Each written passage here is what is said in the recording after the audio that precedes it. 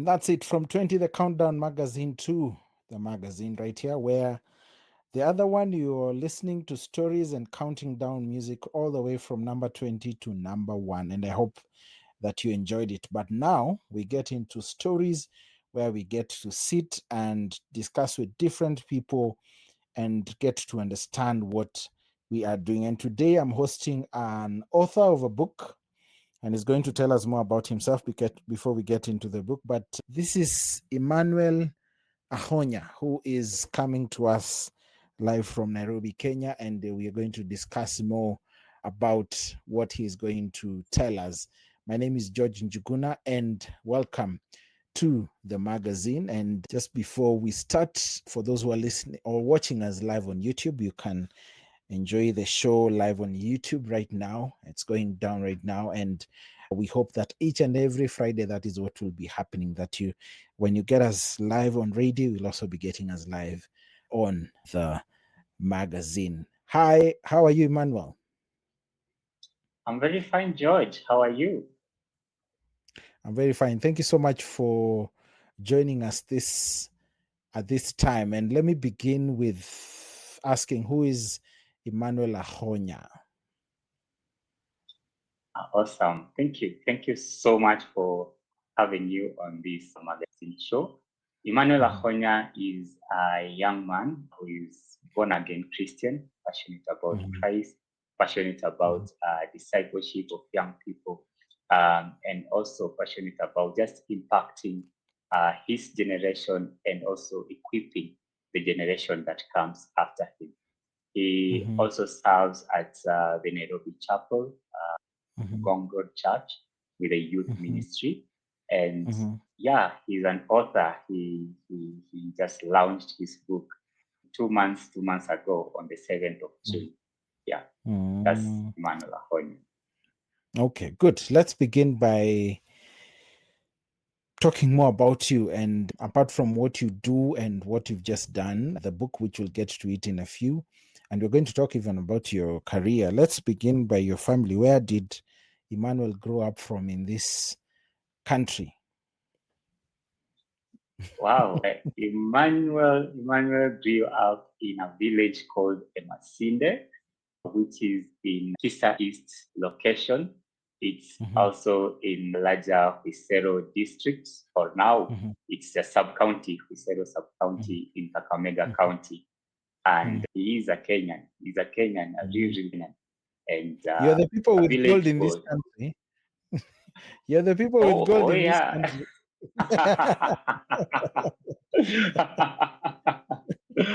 Oh yeah, you may say that we were born with gold in our hands. That's good. Are you the firstborn? Oh no, I'm not the firstborn. I'm the sixth born out of seven. So I'm the second last. Yeah. That is nice. Grew up in Kakamega County, or you came to Nairobi at some point? Yes, I grew up in Kakamega County on the larger scale, and I think my earlier life, I grew up in Nakuru, but when I got to age eight, all the way to after high school, I was in Kakamega County, where I went to a good village school called Kilingili Primary School. Kilingili Primary is just in between Kakamega County and Vihiga County. It's at the border of the two. And then later on, I went to Musingu High School, the great Musingu High School. Yeah, the great Musingu High School. That's where I schooled. Yeah, we are the tsunami. We are, when we roll, yeah, every other thing and every other school bows. So that's where I schooled for my high school. I then, from there, I went to Egerton University in Joro. Yeah. What did you study? In Joro, I did bachelor's in economics, sociology, and English, but then majored in economics and sociology. Yeah. So you're the people who we are looking up to in this country to sort us out, because we feel like we're in a lot of, I don't want to call it mess, but trouble. You can't call it a mess, it is. Uh, okay. So you're the people we need to look out for and help us in what we are going through. Yeah, sure. And we are ready to help our country and just to make things better. Yeah, in the little ways that we can. That's Mhm. what we are ready to do. Yeah. So how did you shift from economics to the ministry? Tell us that story. Don't keep it short. I want you to tell me as long as you can tell. All right, George, are you sure you want to hear this story? Because it's a Oh, long story and it may we take the have whole episode. we have 2 hours, so let's go on. I'll take you a few years back, actually. Mhm, Um, very, very, mm, very, very, very young. mm, I think when I was 5, 6, 7, mm, just growing mhm, up. mhm, If you could have come and asked me, what do you want to become when you grow up? I would have mm, told you, I want to mm, be a pastor. So I grew up just feeling, oh, I want to be a pastor. I didn't know what that means, but that's what I used to say. And that's But what motivated you? changing. What motivated you to say that? I don't know. I think what motivated me is growing up in an environment or a family that adores God, that fears God. I'm not Mhm, a PK, I'm mhm, not a PK, I'm not a pastor's kid. mm, Um, but my uncle is a pastor, and my father, while growing up, he was so into service. He mm, was actually an usher in a church, mm, and just mhm, seeing him serve and seeing the life of church, I think I just felt something deep inside me telling me I want to be a pastor. I didn't actually know what it meant. I didn't mhm, know what being a pastor is about. Yeah, and just I think it was the socialization within the family context that just made me think, okay, I would love to become a pastor one day. But again, mm, also, I think seeing different preachers, hearing different preachers, even mm, though at that level I wouldn't say I could comprehend what they were saying. Yeah, maybe to some level I may say maybe that was the career path that I was so much exposed to. Maybe I didn't get to meet many doctors, pilots. Who Yeah, are these who are so these who are these pastors that you're listening to or watching? my father used to go to Deliverance Church in Nakuru. Mhm, So mhm, in my earlier years, that's where mm, we used to go to.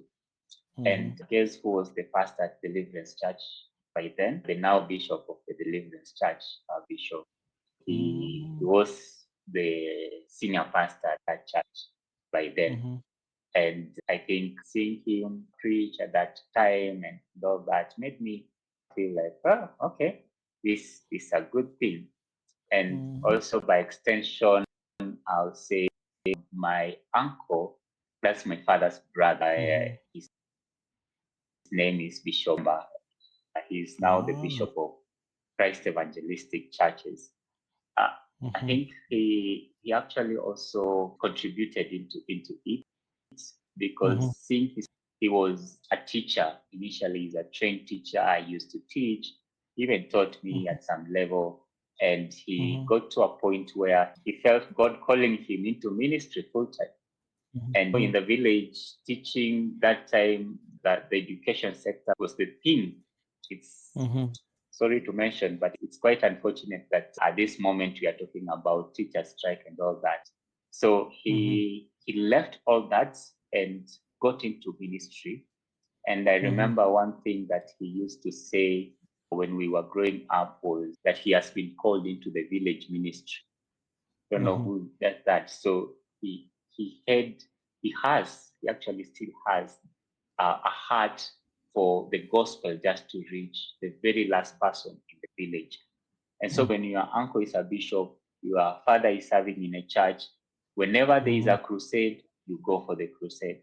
Whenever there are mhm, missionaries coming at home, You Mhm. host those missionaries, and when they are going out for door-to-door evangelism, you go out with them. So that was my Mhm. life as a young person, going Mhm. out to door, hosting missionaries in our house, hosting people who have come for conferences and all that, Mhm. and just Mhm. watching their life. I think it ushered me into just saying, you know what, I would love to do this. I would love to Mhm. preach this Christ one day.